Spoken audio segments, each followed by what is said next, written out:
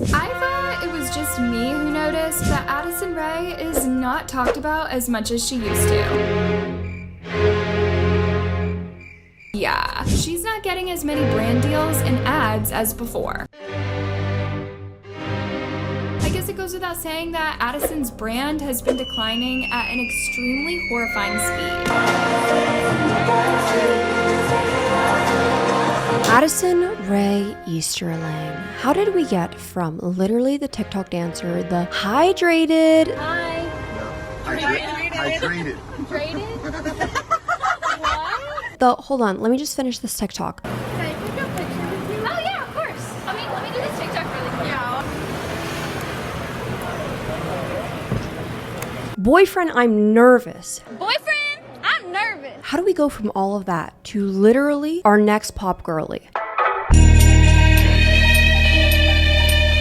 In this current moment, millions of people are struggling with OCD and have no idea because OCD is one of the most misunderstood conditions out there. It's not about liking things organized, okay? Real OCD involves unwanted intrusive thoughts that can feel terrifying, like noticing a bump on your skin and thinking like, oh my god, what if I have a terminal illness? Or thoughts that make you feel like a bad person, like, oh no, what if I snap and hurt the people that I love the most, even though that's something that you would never ever want to do. Then your brain tells you to do something about those thoughts just to feel okay, but no matter how hard you try, the relief never lasts. I have OCD, and believe me, it can feel so exhausting and destroy your quality of life. And since intrusive thoughts are oftentimes very disturbing or very, very personal, it can be really difficult to reach out for help. But when I finally did, everything had changed for me. And in the process, I learned something that more people need to know. Standard talk therapy, the kind of therapy that you most often hear about online, usually doesn't help OCD, and in fact can oftentimes make OCD worse. That has definitely been the case in my personal experience. OCD needs specialized treatment, and that's why I want to talk to you guys about NoCD. NoCD is the world's largest OCD treatment provider, and they're not your average virtual therapy platform. It's specifically designed for people with OCD, and all of their therapists are trained in ERP therapy, which is proven to be the most effective treatment for OCD. NoCD makes treatment accessible with insurance coverage for over 155 million Americans and provides support between your sessions so you are never alone. Specialized therapy helped me take back my life, and I want the same for so many of you who may also be struggling with OCD. So I'm super passionate about getting people on the right treatment for OCD. If this sounds familiar to you, go to nocd.com and book a free call to learn how they can help. That's nocd.com. Thank you, NoCD! As Addison Rae said, nobody is rebranding.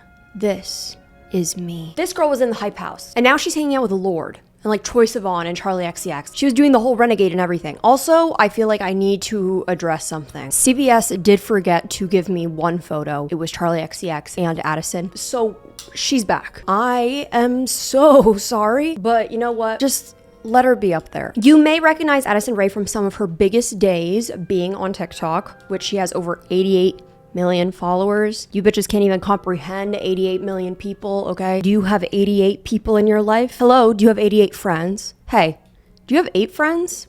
She was one of the biggest TikTokers ever and also such a meme. Their shield during COVID, was in movies also randomly. I need a bad bleep, Addison Rae. I need a bad bleep.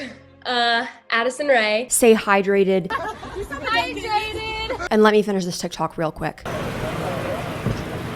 If you're confused where Addison Rae possibly has come from, why you're hearing all about her, why you're suddenly hearing her music, somehow she has very extensive lore. It's actually kind of crazy, and she's only 24 years old. And you know what? Good for her. Good for her. You know what I mean? Like, is this outfit fugly? Maybe. Do I feel like going out like this? Kind of. I am keeping the wig for myself. This is like my new persona. Like, oh, when I wear this, like, oh, I'm Addison. Like, oh, I'm Addison. You guys missed the bob, so I brought back the bob. Addison Rae is from Louisiana. That's not me making fun of anybody from Louisiana. That's not me coming for any of you Louisiana folk. Like, I'm sure you guys are good people, nice. So not only do we have Chapel Roan, the pop girly from Missouri, but now we also have Addison Rae, pop girly from Louisiana. Big day for the Midwest. South?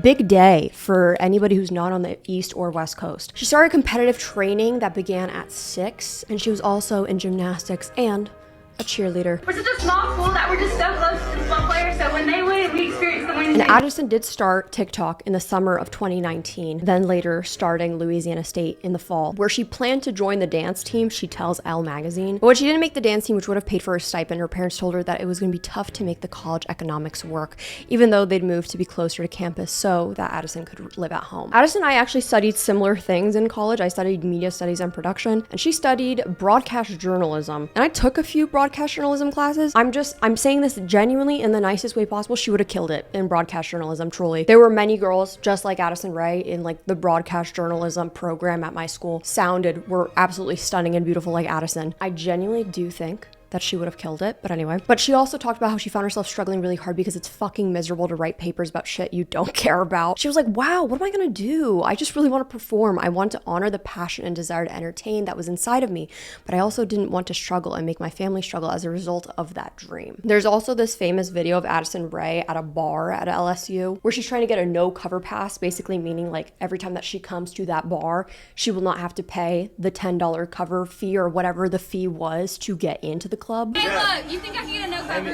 Hey, Fred hooked me up. She's like fully advocating for herself and networking to these men, and she's like, people know who I am. I have a lot of followers. Because granted, a few years ago when I saw this video for the first time, I was like, who does this girl think that she is? That she just wants to get a free pass? She was luring in paying customers. And she even talked about how people were asking to take photos with her and like bragging about the people that were following her. I'm telling you, people in here, when I was in here when it was like freaking packed, they were coming up to me with their phones on flash, taking pictures of me, and I had like... Maddie knew who she was from a very early age. Granted, now that we see her as this like pop star diva, we look at this video now a little bit differently. A few years ago, it didn't go over well. People were like, who does she think she is? Trying to get into these clubs for free. And so Addison speaks openly about how she really did not know what to do and considered even going into dentistry because she just hated what she was studying so bad. And her counselor's like, LSU's gonna be here forever. And she's like, yeah, fuck it. I'm just gonna go pursue TikTok. And that's exactly what she did. She literally dropped out of college to go pursue TikTok and move to LA, which did end up working literally in her favor. And you know what? That counselor was maybe onto something. So we have to talk about Addison's parents a little. Her dad being Monty Lopez and her mom being Sherry Nicole Easterling. Hey guys, it's me, Nicole. So they initially had divorced when Addison was younger and then ended up getting back together in 2017. Spoiler alert, they're not together again. Because in 2022, her dad decided to be a fucking creep. This is all like public information, okay? Unfortunately. Maybe fortunately, because this should be out on the internet. Like this man should be publicly shamed. Anyway, this man in his late 40s was dating a 25-year-old girl, cheating on his wife and mother of his children. Not only that, but her parents did also get a pretty big following because of Addison. They would frequently like collab. Like it ended up being kind of a family affair type of situation. Similar to the D'Amelio family where Charlie's mom hopped on TikTok, her dad did, her sister did. The whole family ended up being on TikTok. And people loved Addison's mom, especially because they're like, oh, her mom's a MILF. And then everybody hated her dad because they're like, oh, her dad's a creep. Monty Lopez was allegedly involved in an affair with a woman named Renee Ash, even though he was married to Sherry Easterling. Ash, who was 25 at the time, publicly spoke about a relationship with Lopez, 46 at the time. The two allegedly started a relationship in March after meeting through a mutual friend in 2022. Unfortunately, he misled me on his marriage. He lied to Ash, alleged, claiming that Lopez informed her his marriage to Easterling had ended. He told me that they were going to be together and have babies together. Ew. He even introduced me to his mom, his youngest brother, and I thought we had something real. He told me a story of his marriage that convinced me that they were part in the process of getting a divorce. And then she also says that she loved and believed him, but then mentioned that her heart broke when she found out about the other young girls, because there was more young girls that he was talking to. She claimed that she ended her alleged relationship with Lopez just days prior to her interview after multiple women accused him of flirting with them on FaceTime and in person. According to the outlet, a since deleted TikTok video featured a young woman who claimed Addison Rae's dad is trying to fuck me, I swear to God. So I am disowning you as my father. He was just a troll at this point. There was this crazy ass TikTok of his where it's the song that says, cool when they do it, it's a problem when I do it, with the caption, when you're dating 20-year-olds. It's cool when they do it, it's a problem when I do it.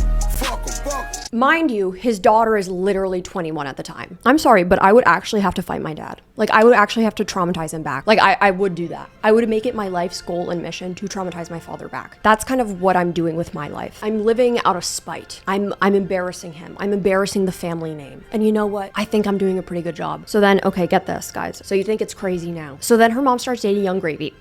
Remember how I mentioned everybody loves Addison Rae's mom because she's smoking hot? They're like, oh my god, MILFs, we love MILFs. Oh my god, I love a MILF. Oh my god, who else loves MILFs? Get your mom away from this man. It's Young Gravy. Young Gravy, the Young Gravy, yes. I have not heard of that man since actually like 2022. So hopefully he's okay. Curious if he's still into moms. I don't know. I guess I'm way more cooler with that than him like dating 20-year-olds when he's in his late 40s. I'm totally fine with that. Sherry, Nicole, and Young Gravy ended up attending events together, going on dates together. Young Gravy even alluding on podcast episodes that they had good night with each other. She's hot. She is hot. She likes me. Posting a lot with each other, flirting with each other, posting pictures, kissing, everything.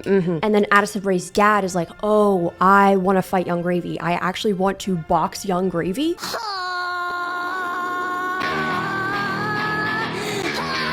And then I'm also gonna make a song called Leftovers, which is a diss track about Young Gravy. This is for you, bro. Fuck you and fuck them hoes. And then Young Gravy doesn't respond. That's how embarrassing it is for Monty. It's that bad. Addison did the only thing that you can possibly do when your parents are acting a fool, which is blocking them on social media. Addison Rae literally distanced herself from her parents. She literally unfollowed them. Rumor allegedly blocked them and distanced herself from her family. Her family does not post nearly as much now. And to be honest, I think we're all grateful for that. TikTok is a better place without Monty Lopez. Sorry, not sorry. A source says Addison is embarrassed by her parents at this point and trying to keep her distance from them. She's trying to stay grounded and focus on the project she's working on. She doesn't want them to impact her future, and she did not let them. As for Young Gravy, he told ET at the VMA Sunday that his relationship with Sherry should come as no surprise for fans, as he's been vocal about his interest in older women. They're more experienced. They are an unserviced community, I'd like to say, and they deserve more attention. So I thought I'd be that one, and I've noticed that people really have started giving MILFs more attention since my music dropped. Which, if you have been keeping up with the Addison Rae music, new song, Headphones On, she writes this beautiful verse: wish my mom and dad could have been in love. Guess some things aren't meant to last forever. I compare my life to the new it girl. Jealousy's a riptide, it pulls me under. Ow, oh my god, Jesus Christ. You know what, girl? Yeah. Except I don't wish that my parents were still in love. We're so okay. We are so good. We are so fine. COVID happened. Obviously, TikTok is booming. Everybody's staying home, watching way more TikToks. TikTokers are blowing up. The Hype House is hyping. Addison Rae is actually a part of the Hype House. She was even listed on Forbes 2020 TikTok's highest earners. She hit 1 million followers within literal months, and even remembers the day exactly, October 27th, when she was getting recognized around campus. My name would be called out when I was walking to class, which was pretty mind-blowing. And that fall, she started posting sponsored content posts like Fashion Nova, eventually leaving school for Los Angeles to pursue celebrityhood full-time. She even became the main global spokesperson for American Eagle, got a weekly Spotify podcast with her mom, Sherry Nicole, called Mama Knows Best, and then even had a makeup line in Sephora, which, first of all, you guys will not shut up about the Item Beauty lip oils, and I never got the chance to try them. Every single day, I am so sad about it. You know what I did love? I loved the Lash Snack mascara. That mascara was actually really good, and the stuff, from what I remember, was relatively affordable, especially for Sephora prices. Like, literally a $14 mascara at Sephora is kind of unheard of. That's literally the price of a regular mascara at the drugstore now. And although Addison Rae is like a beautiful girl, which definitely helped with her rise to fame, it's not like she was known for her makeup by any means. But when the opportunity presents itself for you to be put in Sephora and have a beauty line, and then also have a perfume line, and you're Addison Rae, you're gonna do it. You're gonna do it. And you're gonna make so much money off of it. Spoiler alert, Item Beauty is no longer in Sephora. I know. It's one of the very first, very public, famous TikTok relationships, Addison Rae and Bryce Hall together. Bryce Hall at this time was constantly in the media for getting into fights with like everybody, had such a bad temperament, had problems with like every single person inside the Hype House, was constantly fighting with other men. I'm not a boxer. I'm not a fighter. I've never claimed to be a fighter. I'm gonna knock out Austin because I'm an actual fighter. But in 2019, 2020, 2021, that was like the it couple. They were extremely on and off again, like we never really knew their business. But Addison did tell Rolling Stone earlier this year that she's very guarded when it comes to romantic relationships. My first public relationship taught me a lot about myself, she shared. Referring to Bryce, she added, I think he cheated on me. He says he didn't. She even told Rolling Stone that their breakup was a shit show. He was very vocal about everything and it was a mess. But I believe there's good in everyone, so I like to think there's a good part of him. And then this journalist wrote, after seeing photos of this goon at the conservative influencer party for Trump's inauguration, I'm not sure I'm seeing a good part of him. Me too. I never have and I never will. There's this famous tweet of Bryce Hall tweeting, "I did not cheat on Addison," right after he apparently cheated on Addison. And when Elle asked her about her actual love life, she groaned. So she's been linked to Grammy-nominated producer Omer Fetty for nearly 4 years. She got so much shit in the beginning of this relationship because they were like, how do you go from Bryce Hall to this man with red hair? They really gave him a lot of shit for his hair. In recent photos, doesn't seem like he has the red hair anymore. However, people were like, this just seems so weird. This just does not seem like Addison's type of guy. But I don't think we ever really knew Addison. I think that's the conclusion that we should all be coming to. I don't think we ever really knew Addison. How could we possibly know Addison? Instead of diving into their relationship, she demurs, saying, "I think all relationships in my life right now are going through a transformation in a lot of ways, whether that's good or bad or confusing or not. And I think it's just a lot of self-confrontation right now in these moments,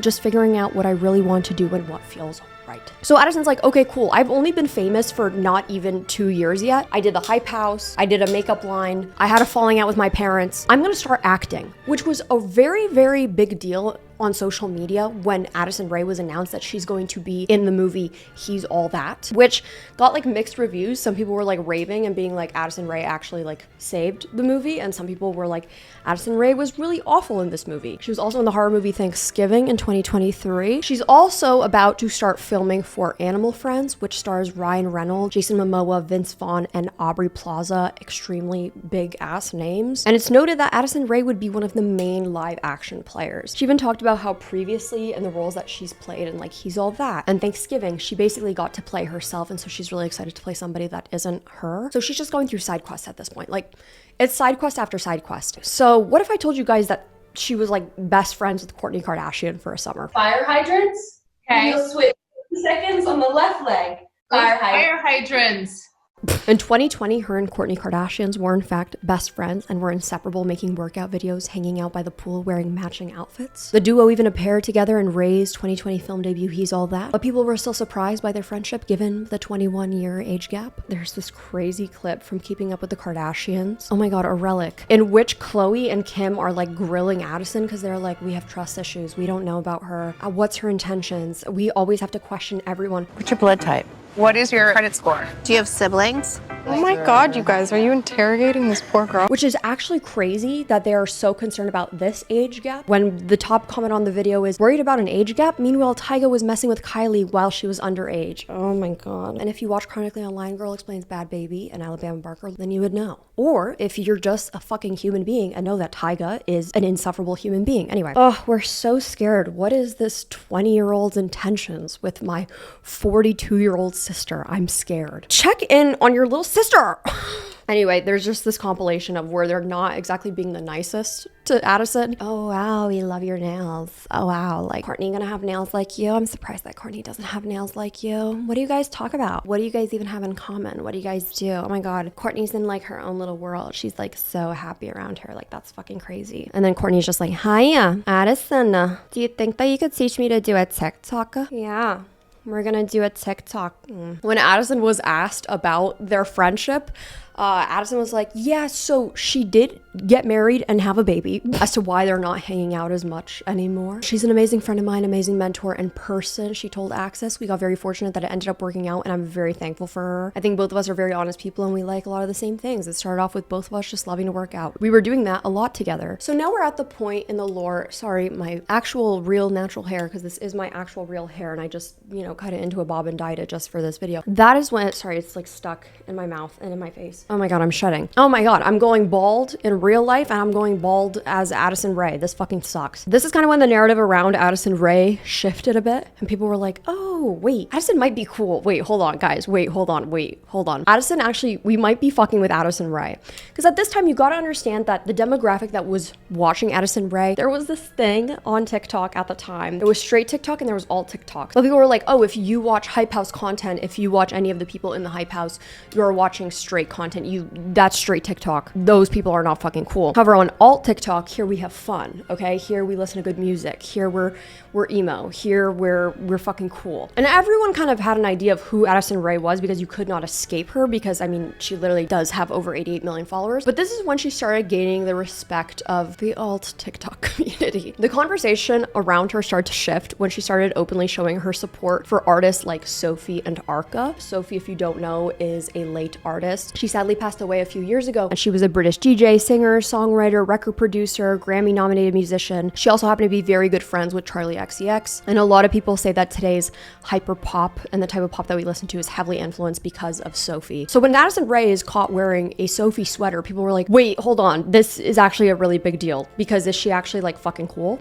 She likes their music. Like, that's actually insane to me. And additionally, she openly is supporting trans artists. Like, that is very fucking cool. That's when Addison Rae was asked about her music taste in an interview, and she talked about Arca being one of her favorite artists. And if you didn't know, Arca, the Venezuelan producer and musician, says over email that Rae is fluent in the language of connecting with the collective through pop. But she also embraces the darker, more textural, experimental, and avant-garde transgressions that pop allows, just as much as she loves its euphoric, luminous side. Jumping ahead a little bit, Addison Rae's song Aquamarine from 2024 was actually remixed by Arca, stripping it down to sultry vocal tracks and adorning them with a spectral echo of a dembow rhythm. This eventually became dubbed as Arca Marine. She says, I almost feel an almost sisterly urge to be there for her without expecting anything in return, just because of the bravery she's shown to fly in the space of judgment, to be bold enough to experiment, play, and build. So when Addison Rae started talking about her actual music interests, people were like, we didn't know that Addison Rae was actually fucking cool. Maybe our minds will change about her. However, I do feel like it is important to talk about her controversies that she has had. 4 years ago at a UFC match, Addison did tap Donald Trump on the shoulder, saying, hi, I'm Addison, nice to meet you. I have to say hi, hello, it's so nice to meet you. This is now the second time of her being accused as a Trump supporter. In September of 2020, a TikTok user claimed to find her registered to vote in Tarzana, California as a Republican, which Addison Rae responded and said, first, I'm from Louisiana. Second, I'm not even registered to vote and never have been. I'm actually doing it for the first time with someone important, and I'm excited to do so. Addison defended herself from meeting Trump at the 2020 UFC event, where she said, I mean, I don't support Trump. If someone does, that's their opinion, and I respect everyone's opinion. It's very rare to meet a former president, and I think most people could agree on that. I'm a friendly person, and introducing myself doesn't mean I stand behind what any respective person condones. And then most recently, in response to Trump banning TikTok, Addison spoke out and said things are changing at a crazy speed. It's inconceivable to see how quickly one can abuse newly acquired power, becoming disconnected from others and the values of your country. And it seems that some freedoms are slowly being taken away from us,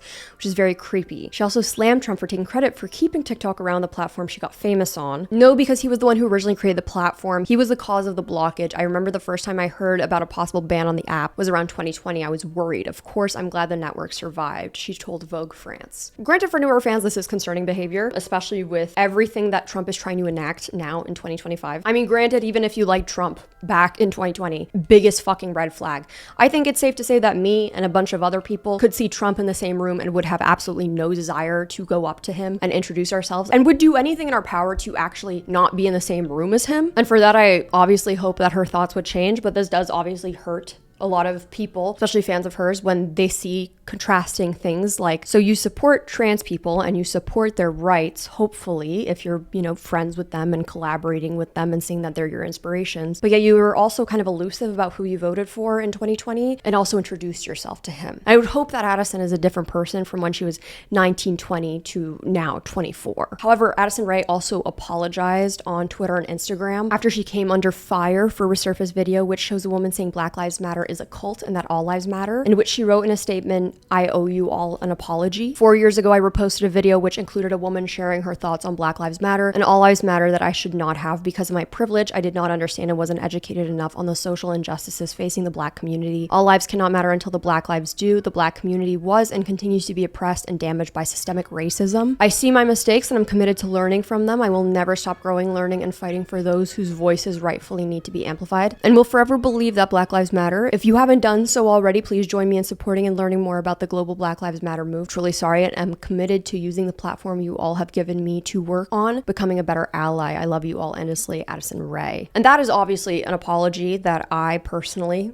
have no place in forgiving. That is not my place to do so. However, all of that being said, and her statement from a few years ago saying that she's committed to bettering herself, being a better ally, and whether we like it or not, what she is doing is political. Unfortunately, everything that we do nowadays is political. People's identities have been reduced to being political. That being said, with her booming pop career that we will touch on, I would love to see Addison be more of an advocate and an ally, especially with how open she is, talking about how inspired she is by some trans artists like Arca and Sophie. It would be really, really cool to see her use her power for good, like we see other artists like Billie Eilish talking about politics, Chappell Roan talking about politics, Olivia Rodrigo. I genuinely feel like that would be a very smart and right path for Addison to go down, because her reach and her audience is not necessarily the same audience and reach that some other artists have. I say that because you have to remember where she came from. Being in the Hype House, which was pretty much all white people, getting huge on TikTok, becoming very famous as a white woman, utilizing other Black creators' dances who never got their credit. I think it's pretty safe to say that a lot of the people who follow Addison Rae still to this day are not sharing similar values as the left, versus someone like Billie Eilish, who, if you are a fan of Billie Eilish, you are probably most likely to be left-leaning at this point because she has been very outspoken about her thoughts on politics. I think it would be really powerful for someone like Addison to be open about that, speaking out more against Trump, especially because she still has the reach and the audience from when she first got famous. And that is especially the audience that we should be bringing into the conversation. Another Addison Rae controversy, which was not so much heavily on her as it was the brand Praying. I am wearing their sweatpants. Last month, collaboration was announced with a photo of Addison Rae and Praying's signature Father, Son, and Holy Spirit bikini image went viral mostly due to outrage from random social media accounts run by Christian fundamentalists and conservatives. Within days, Rae and Praying scrubbed the image from their feeds, and Haddad said that Adidas deemed the ordeal the worst social media disaster of 2022, which Adidas declined to comment on specifics. Given all this, it would be easy to see Praying as evidence of Gen Z's embrace of nihilism or a sign of some larger religious resurgence, but is Praying and its Jesus-themed bikinis really that deep? A lot of people really did not fuck with the Father, Son, Holy Spirit bikinis, which started pushing her down the avenue of being controversial. Addison received a lot of critiques on her paparazzi photos and photo shoots that she was doing. People were actually questioning if she was sane and like mentally okay because of some of the outfits that she was stepping out in. I think this was just the first taste of us seeing Addison Rae's actual true personality. And hey, also what like fucking money can buy, genuinely. And one of the most famous photos is of her walking down the street holding and reading Britney Spears' memoir, The Woman in Me. Oh my god, look at her, just walking down the street. So cute. What a cute outfit. Like Troye Sivan even recreated this photo. Addison looks gorgeous and stunning in that photo. So in 2021, Addison's music career began with her song Obsessed, which she performed on Fallon, but none of us fucking knew about that because literally COVID. Like there's no live audience or anything and it's all lip singing, but anyway. The rest of her EP ended up getting leaked, which she still does not know how that happened, including a song called To Die For, which is actually like very fitting for what her current aesthetic and theme that she's going for, which the one and only ended up emailing her asking if she could get on the song Charlie XCX, which is now very good friends with Addison Rae. Von Dutch was actually the first remix from Brat to come out before the album even came out, but the remix came out before the album came out. The remix album, who knows if we would have even gotten that had there not been that Addison feature, because that is truly kind of what started it, which definitely being friends with Charlie, coming out on stage with Charlie, her iconic scream that she did in Von Dutch and those ad-libs, like people started seeing her as an icon. They were like, oh, okay, we actually might be fucking respecting her. Like she's actually might be about this. Because at this time, a lot of people were saying that her Y2K aesthetic, her Tumblr aesthetic was phony, that it was not authentically her and it was just simply a rebrand. But Addison was taking steps to show like, no, this is actually who I am. In which then we got songs like Diet Pepsi, Aquamarine, High Fashion, and most recently Headphones On, with a gorgeous music video that takes place in Iceland. The pink wig is kind of everything. Not to be, you know, confused with Coachella Pink Bob. Speaking of Coachella, that's when Addison Rae actually made her Coachella debut at Arca's set, in which she wore Victoria's Secret panties that said June 6th, revealing the album title and the artwork on April 23rd. The album is set to include 12 tracks with 4 of the singles already released. Going back to some of her older songs like To Die For, I was reading through some of the comments, and the comments are consistent with this idea that Addison's been experimenting with nostalgia, Tumblr-esque, angsty sounds that we loved in the 2000s 2000s and 2010s. A comment even reading, it's giving popsicles, water parks, summer, lollipops, inflatable flamingos, 2018 Coachella, the word selfie, and it ate. And she describes her upcoming album as introspective, like looking in a mirror, hopefully surprising, and an optimistic approach to hard times in life. And she also says that she feels like she has surpassed Addison Rae. It's just Addison now, with the album title being Addison. I am curious to see if she's gonna drop Rae from her name, because I will not lie, Addison Rae does kind of give like, oh, that's Kaylee Ann. And when I say Kaylee Ann, I mean like Kaylee, like Leigh. Addison also says, in life, everyone acts. We're all putting on a show, aren't we? What's funny to me is that people assume that these passions are new. First of all, no one knew who I was before I was a freshman in college. So it's like, how do you even know what my interests were before? I grew up dancing. I always loved to sing. I acknowledge how lucky I am that I was on TikTok and people care enough to watch my videos and follow me, and therefore gave me the freedom to be able to explore my deep desires that I've always had. It's like, what am I gonna do? Not chase my dreams because I feel like I haven't done enough school to get here, or I haven't had enough experience? It's like, no, the door opened for me and I'm gonna go through and explore it. And she even says, I totally get why people may feel like this isn't really who I am, but no, maybe I didn't want to show you who I really was because I was afraid of confronting that, and I was afraid of what people would say about it, which honestly, I can understand. Money does change you. Money also does give you the ability to be more yourself, whether that is with the way that you express yourself through clothing, whether that's the way that you express yourself through art, being able to actually create the art that you want without it being necessarily tethered to if you are going to be able to make rent that month or not. I think there are a lot of creative people who, had they been given a large sum of money at a very young age, would also change themselves and what they enjoy and what they like. And I don't think it's fair to say that Addison Rae is a wannabe, or Addison Rae is trying to be something that she's not. Because I think we're striving and talking about wanting this like Y2K Tumblr renaissance, and yet when someone is doing it and doing it right, similar to like Pink Panthers wearing the capris, putting in the work and wearing the capris and actually doing the thing that we're all too scared to do, doing the album covers that are extra as fuck. You would have literally seen like Jessica Simpson do something like this back then, or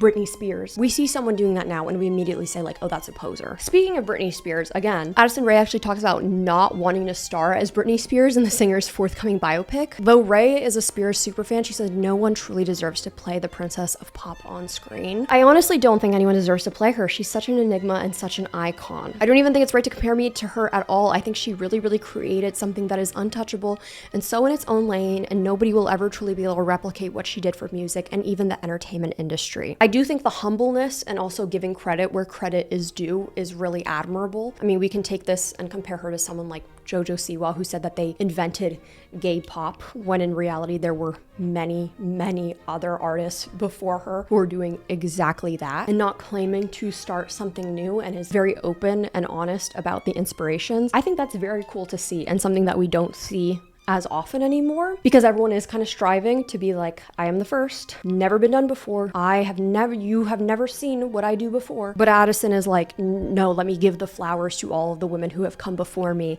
who I really admire. Not to mention, she's very liked by many it girl celebrities such as Charlie Haim. Recently brought her out for a concert where she was dancing.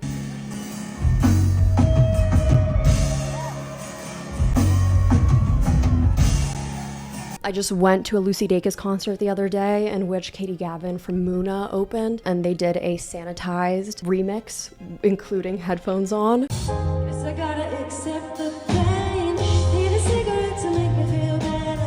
Every good thing comes my way, so I still get caught up. Troye Sivan, obviously, Lorde, Julia Fox. That is not a territory that she has to like gain respect in. She's already in that territory where a lot of people already really like her and are rooting for her, which makes me feel like the success of this album is gonna go over pretty well. Plus, if anybody knows how like TikTok marketing does work, it's literally her. We talk about how artists all the time are kind of changing what their sound sounds like so that they can have these soundbite moments in their songs that do go viral on TikTok. Addison knows that. And is that something that she might be considering when creating music? Maybe. Also, not to mention creating the iconic dances for the songs that she does have, the aesthetic around it all, collabing with other artists, extreme luck of a video going viral, and then this crazy career path that they've had since then. If there's anybody who's actually taking that opportunity by the balls, it does seem to be Miss Addison Rae, which is so funny because of the drama video from last year, which is like, Addison Rae is on a decline. Her career is non-existent. What is she gonna do now? She has flopped. She has failed. Just for her to be doing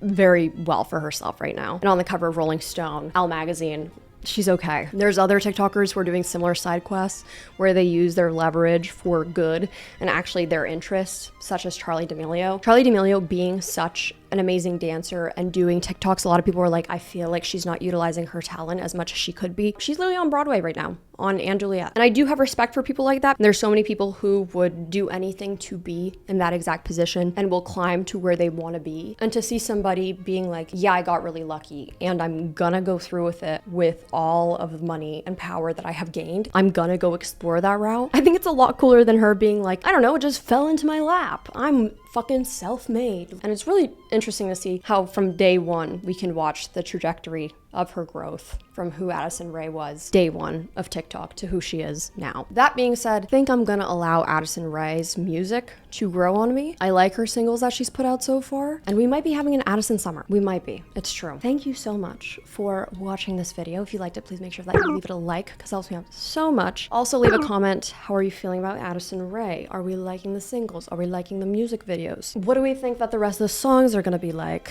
Are we thinking features? Also, it's like rumored that she may be opening up for a very big pop artist. People are speculating. Lorde, perhaps? Very interesting. Make sure they subscribe if you want to be nasty, if not you're disgusting. Also make sure every bell notifications on so you know every single time I post, else you are gross. If you want to follow me on my other social media, Instagram, Twitter, Depop, Spotify, it's just at Nicole Rafiee. And if you want to follow me on TikTok, it's at Nikki Nasty. I have a podcast that we upload on every other Monday, and I also have a Patreon that we upload on all of the off Mondays. This is my favorite time of all the videos, when I go bald.